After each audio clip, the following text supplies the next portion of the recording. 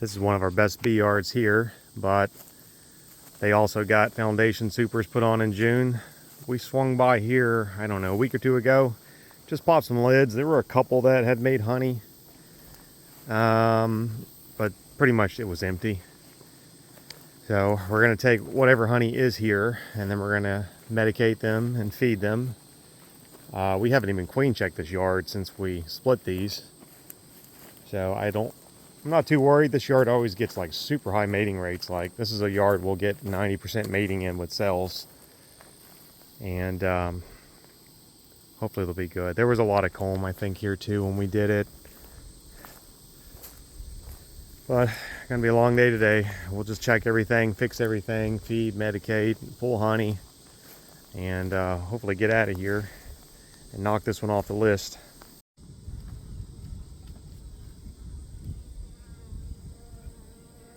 Got some partial drawing of the foundation. Not enough to harvest, but better than nothing.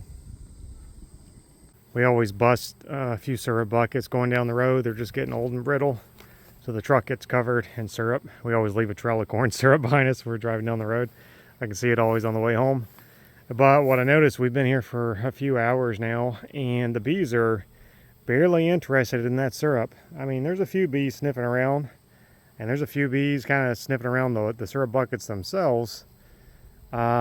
But they don't really seem to really want it that badly. I also was noticing that some of those honey supers that hadn't been capped, there was a little bit of shake coming off of them. It looked maybe some fresh nectar. There's nothing, all around here are big commercial farm fields, and as far as I can tell, they just planted mostly soybean and corn, so I don't think they can really get any significant nectar at all off soybean. I've heard sometimes they can. They've never gotten anything that I would consider to be like, you know, a honey crop. But whatever there is, there seems to be something out there, because if the bees aren't interested in corn syrup, there's usually a natural food source that they prefer. The yard that I was feeding yesterday, they were just, as soon as I pulled in the yard, the whole truck was slam covered in bees. I could tell they were really hungry. There was nothing blooming. But a yard like this that is really, really good, you know, and I think this yard is good just because we have some kind of summer bloom. I usually attribute it to cotton, but maybe I'm wrong. I don't see any cotton here this year. And they still seem to be drawing foundation out. So I don't know, whatever it is, I'm glad for it. The bees are doing absolutely fantastic, and they're clearly on some kind of nectar flow going even still here, you know, well into July. Now, the bees are on the syrup buckets a bit. Nothing crazy though. We didn't have any robbing at all. Like they're down there because that bucket busted, probably going down the road. So I guess there's not enough blooming that they don't want any corn syrup at all. But there's still got to be something going on, or they would have cleaned that truck bed clean off. 24 pallet yard, that's 96 colonies for me.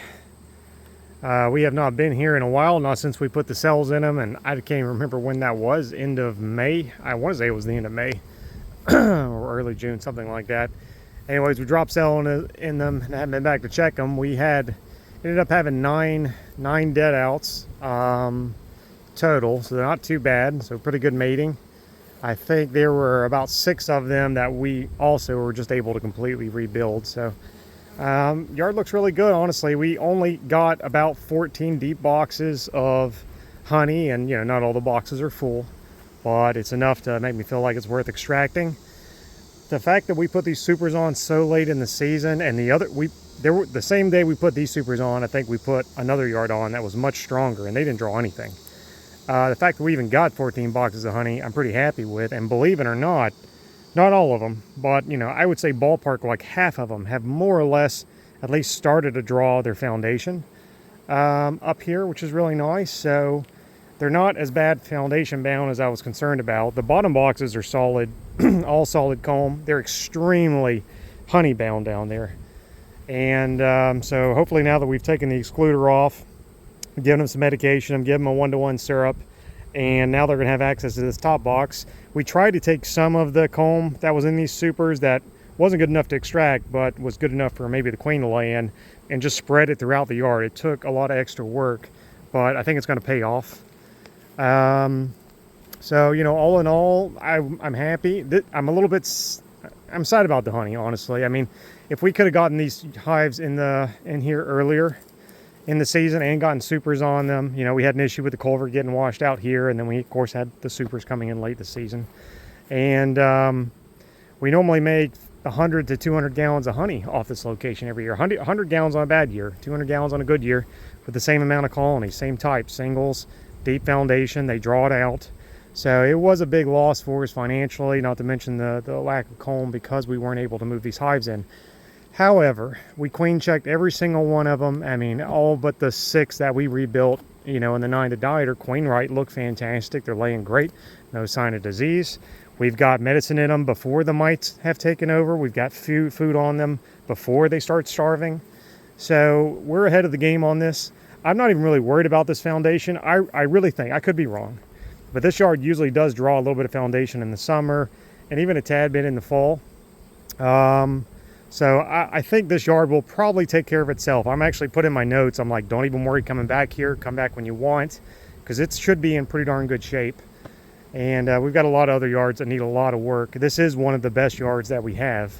I drove around this year trying to find more locations around here. I talked to the neighbors and the big farmers, and man, nobody wanted bees. I have no problem finding bee yards in general, but when I want to go find bee yards in a highly specific area, that's when I struggle to find any. You know, some people had horses and they were like, oh, the bees are going to kill my horses. And some people are, everybody's allergic. You know, you hear every excuse in the world, but you know, I am super happy we have this yard, and that's just what we're going to keep chugging away at. Just do more of these every single day. It's a long, I'll tell you the worst part about doing this, you know, feeding and medicating and queen checking and pulling the honey. It's a lot of work. Sometimes we can only do 100 hives a day this way. The worst part is to do all of this and you're tired and you go home and you're like, yeah. And then you remember you've got to go fill another 100 buckets so that you can do this again tomorrow. That's the part that really sucks. So yeah, I got to go home and fill more buckets. But I'm glad we're on a roll here. We're staying ahead of the game. Here's a small 12 pallet yard that we're running to. It was a 12 pallet of singles. They actually did pretty good as far as honey goes. We got this almost 30, I think 34 deep boxes of honey we pulled. You know, and again, we're pulling if it's a frame or two, so it's definitely not full boxes, although there were some. You can see what we're doing while we were waiting on the syrup. You know, we were waiting about a week or so for that stuff to come in before we pulled the honey off these small single hives, because I wanted to make sure they had buckets of syrup so they didn't starve. We ran around to a lot of the locations and we just stuck yellow thumbtacks in the lid to let us know that that was a box of honey we needed to pull. And then like a hive like here that didn't really make any honey, or at least not enough for us to consider it to harvest, we already pulled the excluder off. We already gave them a box of comb or whatever we could spare, you know, checked them. And so that made it pretty easy. Like today, we spent half the day rebuilding our cell builder colonies and trying to get our cells going. We're really struggling with cell production right now. So we didn't have a lot of time left in the day, so we were able to come out to a yard like this where it was mostly prepped. Excluders were taken off again, the empty ones, they got the supers. Everything was queen checked. All the hives that were dead that we could rebuild, we rebuilt. So all we really had to do was just snatch off the 34 boxes of honey, which we knew because of the pins, give everybody some medicine, give everybody a 2-gallon bucket of syrup. And then we brought some, unfortunately, we're slam out of comb. We are out of comb completely. So now we're just giving boxes of foundation to the ones that we're pulling the honey off of, which sucks. But there's nothing I can do. But the good thing is, because I know how many boxes of honey were in here in this location, then I can come out and I know that there's 34 boxes of deep foundation in this yard. So if we have a bunch of dead outs in a yard down the road, I know to save some of that comb, and I can check my notes and say, okay, hey, I need 340 frames of comb, and I can just come back out and distribute it in this location. Obviously, we're going to make some comb when we extract this honey here tonight. It's not going to be exactly 34 deep boxes worth. So if we need to, we can always come back and replace it and pull out these, dump them in here. But I don't know. We'll just have to kind of see the yards that are most heavy foundation bound, because if they have too much foundation, they can't go to California. All of the brood boxes, I think, in the entire apiary are 10 frames of at least good comb to my knowledge. So technically they can sustain a 10-frame population as they are, even with foundation. And they only need an 8-frame average population to go to California. So technically they could work. If the broker was being very picky that year because there was a surplus amount of colonies in the almond orchards, they may not like that we have boxes of foundation. And of course, I'm going to hope that there's some miracle thing that blooms and they'll draw some, or the syrup will draw some, or we'll lose colonies and we'll come and redistribute the comb. We'll do everything we can. But it's important that we track how much foundation is in every location, keep those hives marked, and try to spread the comb as evenly as we can amongst all the colonies to make sure, ideally, I would like to send double-digit populations to California. You put a 10-frame colony on the truck, even if they take a little hit on the 3-day trip over there, they're likely to still hit that 8-frame population that I'm shooting for as an average. But that's kind of what we're doing still, just yanking this stuff off. I think we've got roughly, because I've been marking the honey boxes, so I know how many we have, and I think there's a few yards I couldn't get to, but I think roughly there's only about 100 boxes of honey, I'm going to call it honey, left in the whole apiary. So I really hope we can get it done this week. If we can, we're going to be very close. And then once all that honey's off, we can just 100% focus on feeding and medicating the colonies that we've already pulled the honey off of, and then just try and keep these numbers alive. We're still using our little blue shop towel trick to create a little gasket there so those caps don't pop out. These, again, I like these better just because they have a built-in gasket, and these can't come out. I got these, bought these from a friend of mine a couple years ago, and he was selling them to them at a discount, and I was near broke, so I bought what I could get. But this year we're going to try and order 500 more, I think, roughly. I don't know how many buckets we need yet. We're filling, and as they break, I'm kind of getting an idea, but it's probably going to be about 500 more buckets. And I'm going to make sure I buy some with the gasket, because this shop towel thing sucks. Cutting it, putting it in all the time, it just takes way longer to fill the buckets. But it does work in the short term. The bee yards look so nice when they've been freshly mowed. All the hives are in good shape, fed and medicated. I love that. So a yard like this, I don't really have to come back to for a while. I mean, it takes me a month to get to our colonies anyways, but this one, there's not much we can do. There were a few that are rebuilt that we'll need a queen check next time, but we built them pretty strong. And the rest of the hive should do great. We were getting the truck loaded to go and go feed and medicate some yards and maybe pull some honey if there's any out there. Maybe not the yards we were going to go to. But a bobcat died on me with the buckets on it. It's been running bad for a few days. I couldn't figure out what was going on. Kind of felt like it was starved for fuel, or like it was kind of losing power, and it died driving up the trailer a few days ago. I usually run the thing on like bare minimum throttle. It's just the way I run all the machines. So I was like, maybe I'm driving like a grandma. And I checked all the fuel lines. I couldn't find any problems. We just had all the filters were changed out. We had a full service on everything this past January. The little primer bulb here was like completely collapsed. There was no, it was like it was trying to pull the pumps here. The fuel pumps, I think, were trying to pull fuel from the primer, but it wasn't pulling anything from this side, which this side links to the actual diesel fuel tank. And so that kind of told me the pumps are probably good, but it was forming a vacuum, which meant there was no suction coming from over here where the fuel tank was. So just raised the cab up and followed the fuel line down. Had to rinse this thing out. I don't keep my bobcat in here as clean as I should. And I had to Google it for a little bit, but I guess there's a small fuel filter right down there. It's hard to get it with the camera, doesn't want to zoom in on it, but there is a small filter, and it was pretty clogged. It was kind of a pain in the butt to get down into. I think it's called a fuel pickup line or something. I didn't know what this was. I literally had to Google, watch some videos on it, but see how clogged it is? That's supposed to be a filter, so it's completely covered in all kinds of grime. I'm going to see if I can wash it off. I'm not sure if I need to run to the store and get another one. I did put a bottle of fuel injector cleaner in there, like seafoam, but that definitely didn't really dissolve anything. So hopefully we can just rinse this and get the thing back on the road. Yeah, here's that little filter. Look how dirty it is. The screen looks okay. I want to see if I can just rinse it up, maybe with I got some carburetor cleaner. I bet that'll get it good and clean. Oh yeah, what a difference. Look how clean that thing is. All right, I'm going to pop this back in the fuel tank and see if we can get the bobcat fired up. Oh, that was it. I can't believe it. I'm turning into a mechanic. Should have seen when I first cranked it, man. Just pure black smog popped out of the exhaust there. I bet that engine's happy. Probably first time it's had a good clean fuel in a long time. That's the piece right there. Had to pump it up. Here's what happens when you try to stretch your old syrup buckets for too long. End up with nice puddles like this all over the yard. Coming right off the truck. I gotta order some more. I'm really trying to get one more use out of most of these. The nice thing about having several hundred colonies where you're filling your buckets though is they'll eat most of it back up. Hopefully too much of it won't go to waste. There are cloakboard hives there. I cut a little section in the woods here to move them in the shade. You can see I've got all the support colonies still around. They're in the sun. That's obviously where the old cloakboards were.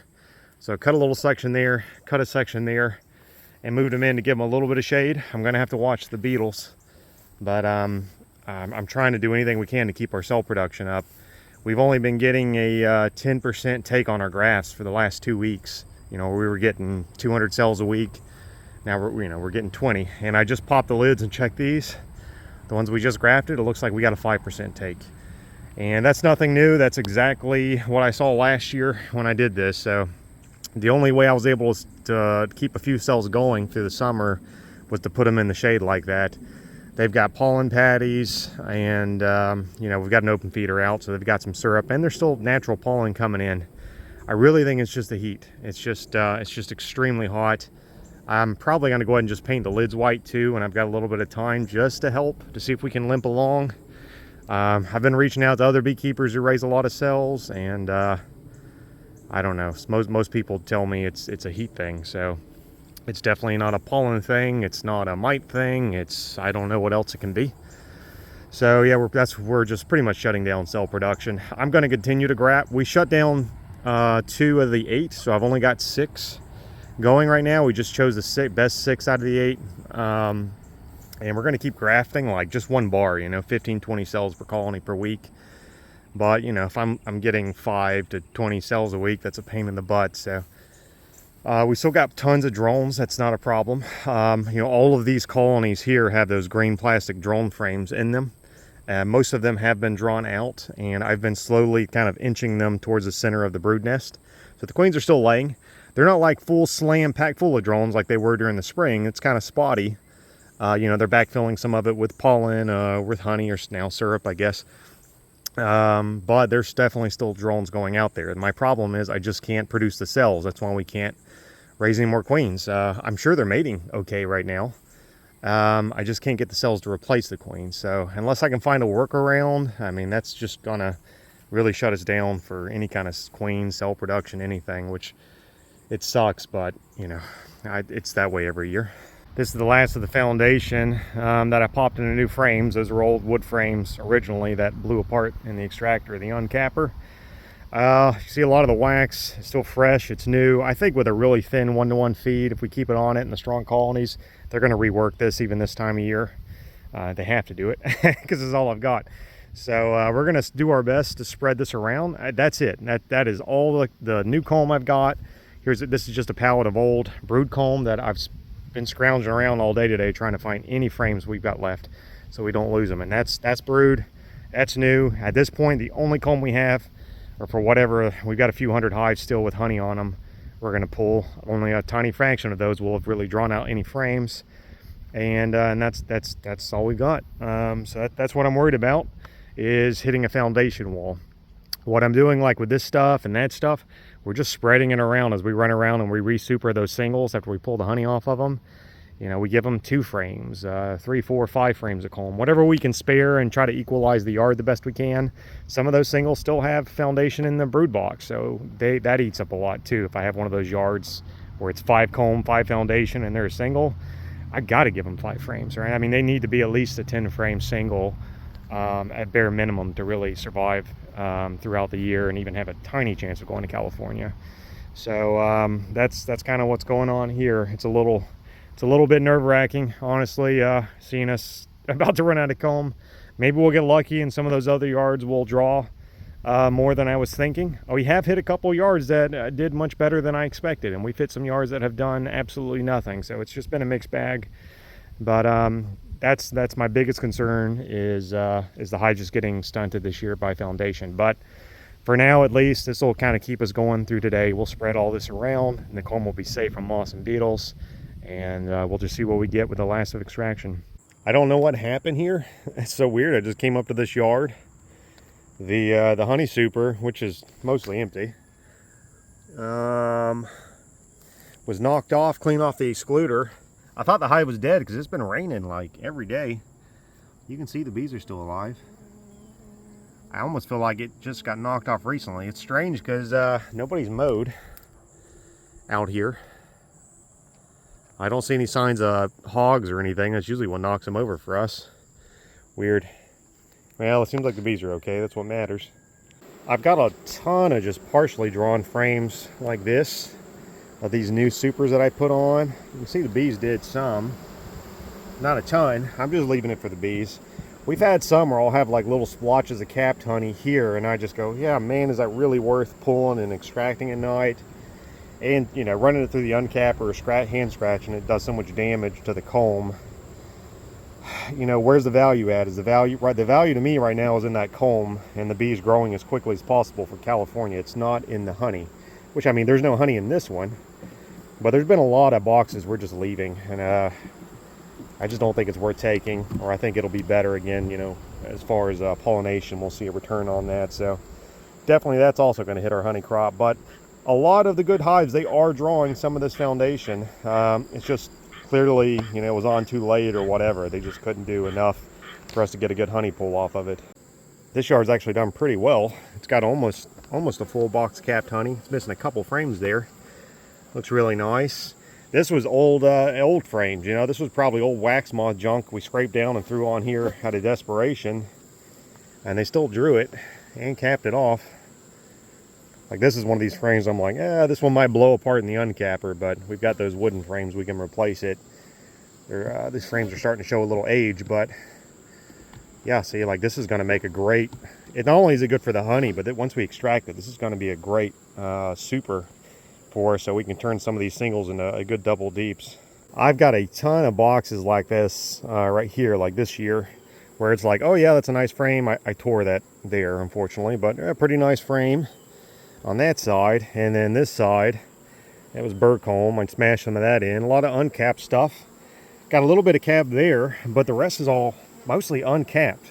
You know, I've shaken the frame, and you know, it's not really dripping out, so the bees have dehydrated it. But realistically, there's like one frame of capped honey in here. Now, in years past, I would have taken it and I would have bottled this sucker up and we would have made a little money. This year, I'm just really struggling with it. I'm like, do I want a little more? I mean, what is that, a few more pounds of honey? Or do I just leave this hive alone and let the bees grow? And again, it's really coming down to us shooting for that third semi. I'm just going to leave it for the bees. I hope it's not a mistake, but that's the route I'm going to go. Now, some of these I almost want to extract because you have that burr comb. You know, my uncapper will usually level all that stuff out. So there are some some of these supers I'm pulling just so I can level all the comb down, because I think that would be better for the bees overall. But this just had that one batch, and I was able to smash it with my hive tool a little bit. I may smash it a little more just to kind of help. And I think we're just going to leave it. I hope I'm not making a mistake. I hope we don't shoot myself in the foot when it comes to honey production too bad. But we're going to invest in the bees this year. Here's a good example of one I'm going to pull just to level the comb off in the uncapper. You can kind of see how like swollen that one is. It's bulged out, so even if they wanted to draw, they're not going to draw that one right. This one's kind of partially drawn. A lot of bridge comb there. And same here. So even though there's might only be a frame of honey in that whole box, maybe two if I'm being nice, if I smooth it all out, the bees will have a better chance of drawing it out properly. Plus, when we're extracting, you know, I can give them some fresh comb. We can do whatever, checkerboard it, spread it around, whatever little magic trick we want to do to try to force them to get up and draw those frames properly. One thing I've noticed about our colonies is that if we've got, you know, a really strong single, which is usually what we're making honey off of, like down here, they almost never ever draw more than like one deep box of foundation there. So that's when I'm looking at my inventory for the year and making sure we have enough honey supers, or we don't oversplit and don't have honey supers. I always make sure we've got 1 deep box of foundation for us, good single, or 2 medium boxes of foundation. Obviously, if it was comb, they would go much, much higher. But every now and then you got kind of a freak of nature like this that has completely drawn and capped off this box, and is mostly capped off this box. There's some loose stuff here, but it's not loose as in the fact that it's shaken out. It's harvestable, I think, without having to worry about my moisture rates. But a lot of it is capped. So this is another thing too, is I'm going to select this one as a breeder. I haven't checked the brood or anything. It's too early to say that anyways, but I'm just going to take a marker, write the date on this box, and say, this one drew out 2 full deep boxes of deep foundation, made honey, and that can be a potential breeder for us next year. I'm always looking for breeders, anything that kind of stands out, and this one did quite a bit of honey, so that's a good quality to have. In the end, I got 16, almost full boxes, fully capped deep honey. There's a few frames empty here and there off a 12 pallet yard. I was looking at my notes, and earlier this year I wrote, this yard is really bad. I expect to lose most of the hives, and I don't think they're going to make any honey. And we've only lost 5 out of the 48 actually in the end. I think we've got maybe 4 queenless here that we rebuilt a few weeks ago. So actually they've turned around and done extremely good. And I could have pulled more honey. You saw I was leaving some of it, some of the scattered frames. So just goes to show you never really know until you get out here and pull the honey. So sometimes the bees, which is scary, it works both ways, right? I can have a yard that in my estimation is going to be really bad, going to struggle, and they turn around and they do pretty good. But you can also have a really good yard that you think is going to do great and turns around and does really bad. So the inverse is true, which gives me anxiety. I'm trying not to think about that. Hopefully all the yards that I think are bad are going to be good, and the good yards will be great. But we'll have to see how it goes. Bobcat door here looks like it busted. Man, I just saw that. I've got a friend who can weld. I may have to get them over there. Maybe they can re-weld this. That's kind of scary. If that door breaks off, I lose the wheel. Yikes, that could be bad. That's it, yard's done. Honey's pulled.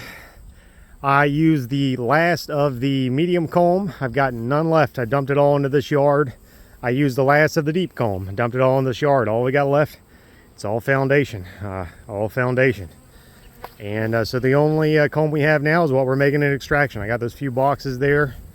I don't like having mixed hives like this, hive types in the yard. It aggravates me to no end, having double deeps and hive and halves. It's a pain in the butt when we want to move them. You have to keep all the move all the hives and halves on a pallet together, the double deeps on a pallet.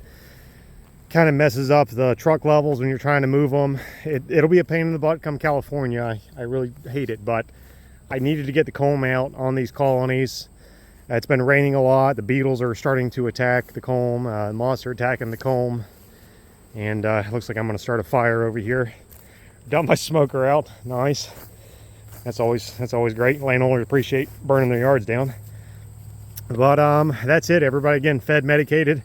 I gotta say, us flagging the queenless hives are really nice, because I have a day to like today where I've got that big storm coming. I only have a few hours. It's the only yard I can do today. So I didn't have time to queen check all 40 something colonies here, but I could at least check the ones that were queenless. One of them actually was dead, but the other ones were alive-ish, It's only been 2 weeks, so they're not really established yet. Everything else, it looks pretty good. I always like to hang out and check to make sure there's no syrup dripping from the buckets. They're so old. But I've got to load all this stuff up, and then I'll walk through, make sure we don't have any leaky buckets. There's always 1 or 2, and I hate washing my colonies out. If anybody says anything about the Roundup, because God, I know somebody's going to say something. You always do. There were no flowers here when I sprayed the Roundup. It was just this grass like this. And the landowner actually asked me to spray all this because he doesn't want to, get stung. So he bush hogs the field in between. That's why I don't spray all this. So no, we don't have Roundup honey. The honey's fine. The bees are fine. I'm sorry I spray all my yard with Roundup, because if I have to bring the bobcat, and I can't bring the zero turn and the bobcat, and I don't have room to bring the push mower. And I'll be honest with you, I'm allergic to lawnmowers. That's what I tell everybody. I despise mowing the grass. So I'm a Roundup beekeeper. It is what it is. Just try not to hate me too much.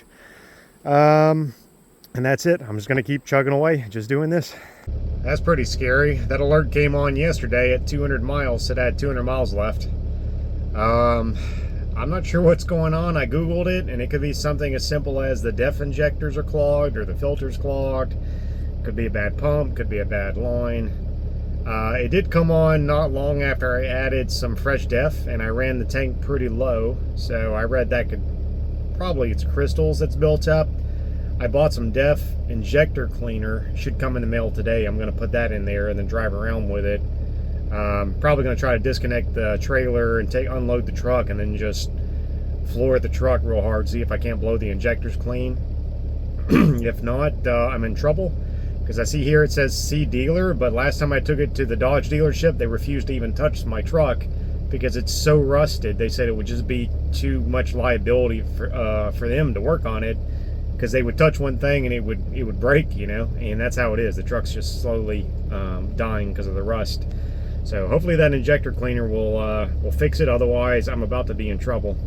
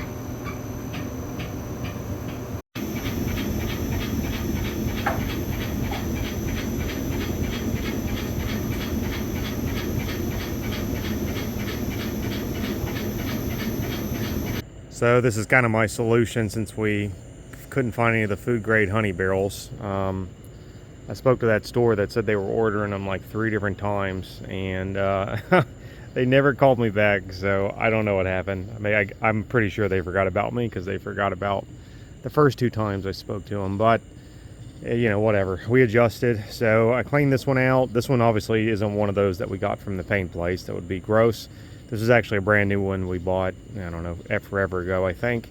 I just had filled it up and just soaked it with bleach water for several days, pressure washed it several times, let it air dry.